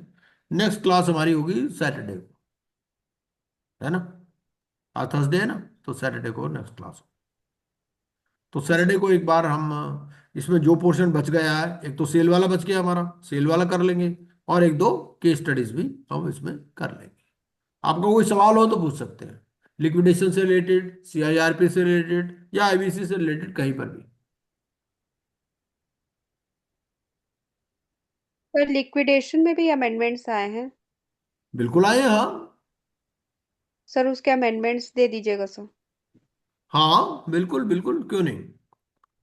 वो जो सीआईआरपी और लिक्विडेशन के जो अमेंडमेंट्स आए ना 2025 में आए हैं लेटेस्ट, हमारे सिलेबस के हिसाब से। वैसे तो बाद में भी हुए हैं, लेकिन हमारा कॉपी सिलेबस की जो कट ऑफ डेट है वो 4 फरवरी 2025 है। तो उसके हिसाब से जो भी होगा मैं शेयर कर दूंगा। वो अलग से मैंने एक पीपीटी बना रखी है, मैंने लेक्चर लिया था एनआईआरसी में अमेंडमेंट्स के ऊपर ही, तो वो अमेंडमेंट्स में शेयर कर दूंगा आपको। के sir, sir thank you. Liquidation में अगर कोई प्लान आता है 230 में स्कीम ऑफ हाँ अरेंजमेंट, हाँ, वो विड्रॉल हो सकता है sir? Can it be if it is not implemented for some reason, can a plan be withdrawn? Because in under CIRP, when you give a plan, it cannot be withdrawn. But if you give a plan under liquidation, section 230 में अगर कोई plan आता है scheme of hmm arrangement में, so hmm. can it be withdrawn, or is there any impediment on its withdrawal? देखिए ऐसा है कि सेक्शन 230 वो हमें फिर कंपनीज एक्ट में जाना पड़ेगा। कंपनीज एक्ट क्या भाई, आपने सेक्शन 230 में एक एप्लीकेशन लगानी है आपको एनसीएलटी को कॉम्प्रोमाइज अरेंजमेंट के लिए, है ना। हाँ हाँ हाँ। तो अब क्वेश्चन ये है कि वो कौन सी स्टेज है, क्या एप्लीकेशन एडमिट हो चुकी है? Liquidation में सर वही the plan was approved by the SCC, but the plan was not implemented. So in that case, can it be withdrawn? Once the plan is approved by SCC and filed before NCLT adjudicating authority, can it be हाँ subsequently withdrawn? नहीं, plan कौन सा, ये compromise arrangement वाला? या compromise arrangement वाला? ऐसे तो सर और तो कोई तरीका ही नहीं है। अब तो सर जो आया है नोटिफिकेशन, उसके अमेंडमेंट, उसके हिसाब से it can not be sold as a going concern. वो नहीं, उसको तो ऐसा है ना, अभी तो हम अपने को क्या करना है, यहाँ पर हमें डिस्कशन सिलेबस तक रिस्ट्रिक्ट रखना है, क्योंकि हमारा अभी सिलेबस हमारा क्या है, 4 फरवरी 2025 तक है, तब वो वाली अमेंडमेंट्स अभी हम यहाँ डिस्कस नहीं करेंगे, अदरवाइज ना कंफ्यूजन क्रिएट होगा। उसको हम अलग से डिस्कस कर सकते हैं, क्योंकि यहाँ हमारे को सिलेबस के हिसाब से चलना पड़ेगा। तो अब बात यह है कि अगर once it is before NCLT, तो एनसीएलटी की डिस्क्रिप्शन है कि वो इट में अलाउ और मे नॉट अलाउ, वो क्या अलाउ करती है नहीं अलाउ करती for withdrawal of that compromise arrangement scheme. आप बेसिकली स्कीम की बात कर रही हैं कि स्कीम एक बार। जी। एंड सर हाँ what is the extent of control? SCC का कंट्रोल क्या होता है सर? एससी मतलब लिक्विडेटर इट्स ओनली एडवाइजरी ना? हाँ एडवाइजरी है। एक मिनट, ये रेगुलेशन 31A जो है, ये पूरा उसी की बात करता है। अब नेक्स्ट क्लास में हम रेगुलेशन 31A भी डिस्कस करेंगे। रेगुलेशन 31A जो है बेसिकली ये पूरी डिटेल में बात करता है, और इसकी पावर्स को बढ़ा भी दिया गया। अब जो है इसकी पावर, अभी रिसेंटली इन्होंने क्या किया, जो रेगुलेशंस आए उसमें थोड़ा और बढ़ाया 31A में इसकी पावर्स को। ये है हमारा स्टेक होल्डर्स कंसल्टेशन कमेटी। तो स्टेक होल्डर कंसल्टेशन कमेटी क्या कहता है, एक मिनट, इसको 5 मिनट ले ही लेते हैं। 31 कोई ज़्यादा टाइम नहीं लगेगा, थोड़ा सा एक देख लेते हैं एक बारी। ये है 31A क्या बोलता है, ये the liquidator shall constitute a consultation committee. तो कंसल्टेशन कमेटी बनानी है comprising of all creditors of the corporate debtor, जितने भी क्रेडिटर हैं यहाँ पर। ऐसा नहीं जैसे सीआईआरबी में तो सिर्फ फाइनेंशियल क्रेडिटर आते हैं, रिलेटेड फाइनेंशियल क्रेडिटर, यहाँ पर सारे क्रेडिटर आएंगे। दोनों में फर्क है। Within 60 days based on the list of stakeholders. और क्या क्या काम है इसके, रिमनरेशन ऑफ प्रोफेशनल्स के भी एडवाइस देगी ये। Sale under regulation 32 including manner of sale, pre bid qualification, reserve price, marketing strategy and auction process. तो सारे मैटर्स पर ये स्टेक होल्डर्स कंसल्टेशन कमेटी ने एडवाइस देनी है। Fees of the liquidator, valuation, manner in which proceedings of PUFE transactions have to take place, a review of marketing strategy, continuation of institution of any suits, extension of payment of balance sale consideration beyond 90 days। तो ये सारे के बारे में ये advice देगी। Advice is not binding, but ये कि अगर in case of difference of opinion, फिर बोर्ड और एडजुडिकेटिंग अथॉरिटी को बताना विद इन 5 days, और उसके लिए फॉर्म भी है। ठीक है। The committee of creditors shall function as the consultation committee till constitution of consultation committee। क्योंकि ये कमेटी तो आपको 60 दिन के अंदर बनानी है, और पहली मीटिंग आपको करनी है विद इन 7 days, है ना। तो जब तक ये कंसल्टेशन कमेटी नहीं बनती, तब तक जो सीओसी है वही कंसल्टेशन कमेटी काम करेगी। और voting share shall be in proportion to the admitted claim in the total admitted claim. ठीक है। अब इसमें 2-3 बातें हैं। एक, जो सिक्योर्ड क्रेडिटर जिसने अपना क्लेम रिलिंक्विश नहीं किया, he shall not be part of consultation committee. ठीक है। उसके बाद में जो प्रोमोटर है, डायरेक्टर्स हैं, पार्टनर्स हैं और their representatives, they may attend the meeting but shall not have any right to vote. ठीक है। और जो रिलेटेड पार्टी है, provided further that a financial creditor और is representative, if is a related party of the corporate debtor, shall not have any right to vote. ठीक है। उसके अलावा the liquidator may facilitate the stakeholders of each class, namely financial creditors in A class, workman, employees, government departments, other operational creditors, shareholders to nominate their representatives. और facilitate का मतलब क्या है, facilitate का मतलब उनको एक platform provide कर देगा कि भाई यहां वोटिंग कर लो। और अगर स्टेक होल्डर्स नहीं अपॉइंट कर पाते हैं, तो majority of voting share of that class present and voting के हिसाब से डिसाइड हो जाएगा। ठीक है।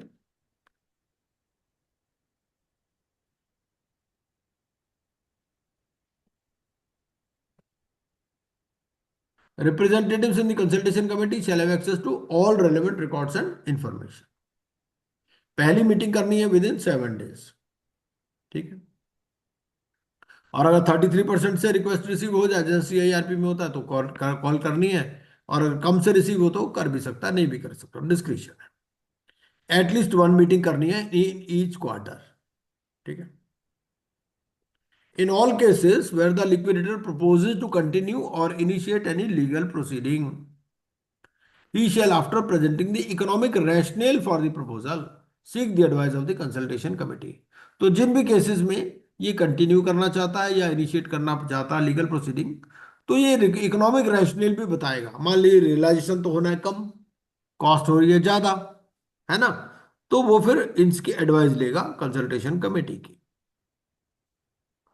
In every meeting, the liquidator shall present to the consultation committee the actual liquidation cost along with reasons for exceeding the estimated cost, if any, consolidated status of all the legal proceedings, and the progress made in the process. ठीक है। The liquidator shall chair the meetings of consultation committee and record deliberations. और जो COC के recommendations हैं ये उनको रखेगा consultation committee के पास। Or the consultation committee shall advise the liquidator by a vote of not less than 66% of the representation of the consultation committee voting. ठीक है। Advice of consultation committee is not binding, लेकिन अगर वो different view लेता है तो adjudicating authority और board को बताएगा with in 5 days of the set decision, और अपनी नेक्स्ट प्रोग्रेस रिपोर्ट में भी इसको इंक्लूड करेगा। ठीक है। क्या कंसल्टेशन कमेटी रिप्लेस कर सकती है लिक्विडेटर को? The answer is yes. तो दे मे bye majority vote of not less than 66% propose to replace the liquidator। ठीक है। और फिर रिटर्न कॉन्सेंट ले लेंगे फॉर्म AA में, और तब तक पुराने वाला काम करता रहेगा। तो ये कंसल्टेशन कमेटी के बारे में है। अब बाकी जो सेल वगैरह है, सेल के बारे में जो रेगुलेशंस है, मोड ऑफ सेल क्या है ना, और फिर एसेट, ये मोड ऑफ सेल के अलावा और भी चीजें हैं इसमें, वो जो शेड्यूल है पूरा, ये प्राइवेट सेल, ऑक्शन सेल, ये हम नेक्स्ट क्लास में डिटेल में करेंगे। सर हमें इसका वीडियो मिल जाएगा ना आज का हाँ वीडियो? बिल्कुल बिल्कुल बिल्कुल, हाँ हाँ वीडियो, हाँ इसका